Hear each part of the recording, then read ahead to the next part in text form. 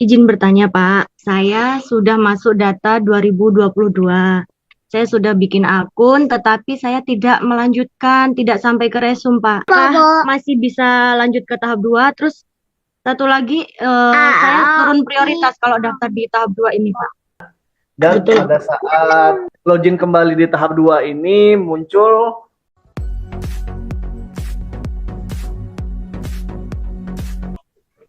Izin bertanya, saya kan belum lulus S1 Pak ya, masih sedang kuliah. Apakah tidak bermasalah Pak kalau tidak mendaftar P3K atau harus mendaftar pada formasi lain? Seperti apa Pak? Mohon bimbingannya, arahannya. Terima kasih Ibu Ayu dari SDN 1 Padan. Dengan dibukanya seleksi P3K tahap 2 ini, harapan kami agar tidak ada lagi non-ASN yang tidak mendaftar. Sesuai dengan amanah undang-undang, non-ASN itu sudah harus selesai di tahun 2024. Ya, kami harapkan Ibu Ayu segera mendaftar meskipun dengan ijazah SMA-nya. Pertanyaannya mungkin daftar kemana? Silahkan mendaftar di formasi teknis sesuai dengan tingkat pendidikan yang Ibu Ayu miliki saat ini. Jangan mendaftar di formasi yang untuk formasi guru, jangan mendaftar di formasi guru karena tidak memiliki kualifikasi pendidikan yang memenuhi persyaratan. Soalnya ini di perkuliahan saya hampir selesai sih Pak, disayangkannya gitu, hampir selesai untuk S1-nya. Pendaftaran ini hanya sampai di 31 Desember 2024. Jika Bu Ayu tidak mendaftar sampai dengan batas waktu, maka dianggap tidak mendaftar. Status sebagai non-ASN itu hanya sampai di 2024. Oh, jadi lebih baik mendaftar pada teknis formasi yang lain ya Pak ya? Seperti itu.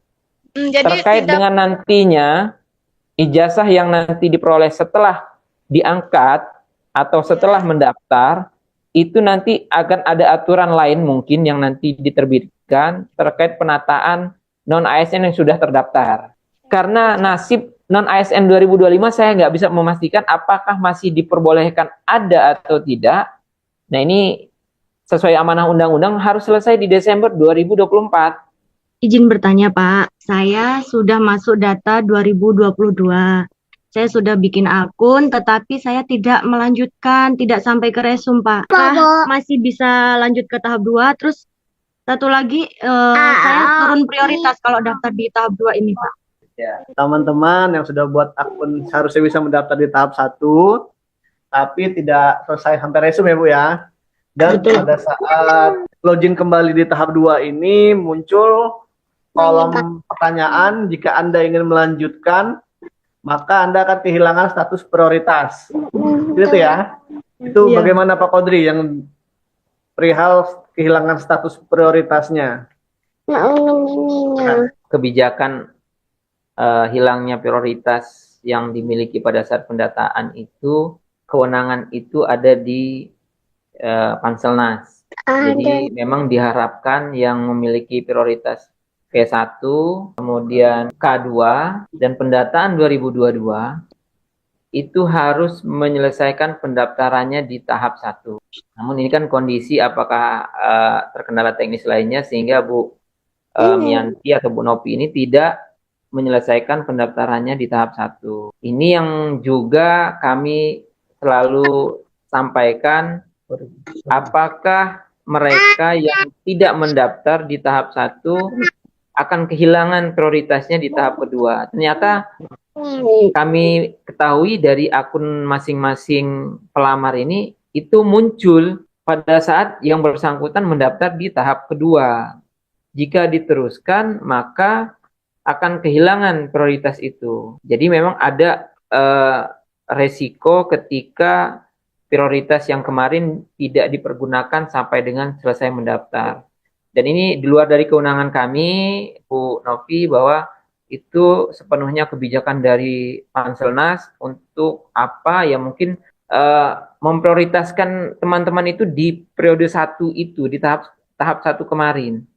Karena yang di tahap kedua ini tidak lagi sebenarnya tidak diperuntukkan untuk mereka yang masuk prioritas itu. Ada yang masih menanyakan, Pak, masa kerja saya kurang, apakah bisa mendaftar?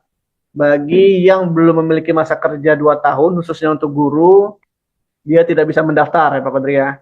Karena sudah dikunci oleh sistem pada Dapodik dan SCASN-nya. Itu jawabannya.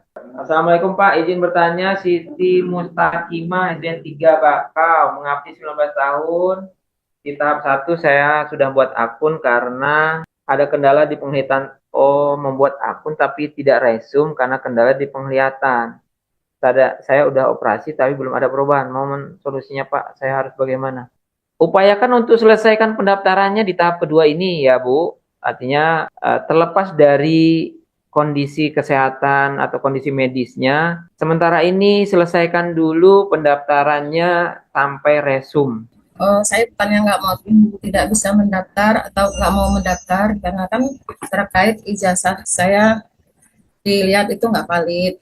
Ijazah saya itu SPG Pak. Sedangkan saya ngajar sudah lama sekali Pak, nggak bisa terhitung.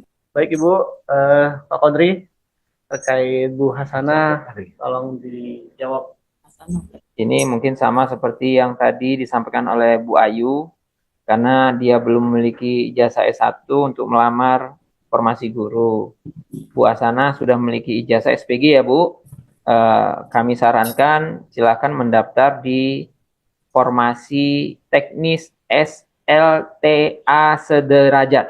Jadi bukan SMA IPA, SMA IPS, SPG SD, SPG TK, tapi formasi yang tingkat pendidikannya SLTA sederajat.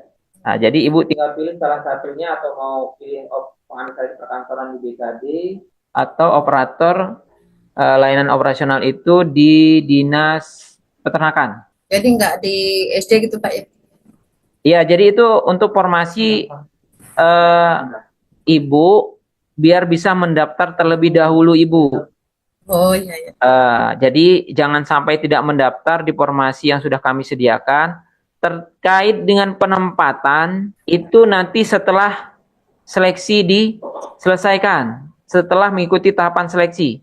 Jadi kami imbau jangan dulu berasumsi dengan formasi ini saya ditempatkan di sana. Tapi kami buka agar Ibu, Bapak yang bisa mendaftar segera mendaftar di formasi yang kami sediakan. Terkait yang sudah daftar CPNS, mungkin teman-teman baru bergabung, bahwasanya bagi teman-teman non-ASN yang sudah mendaftar CPNS, maka tidak dapat lagi mendaftar P3K tahap 1, tahap 2 sesuai dengan peraturan Kemenpan RB. Jadi itu kami tidak dapat memberikan solusi karena itu sudah aturan dan sudah dikunci pada sistem. Mungkin itu jawabannya buat teman-teman yang masih mempertanyakan jika sudah daftar CPNS bagaimana pendaftaran P3K tahap 1 dan tahap 2-nya.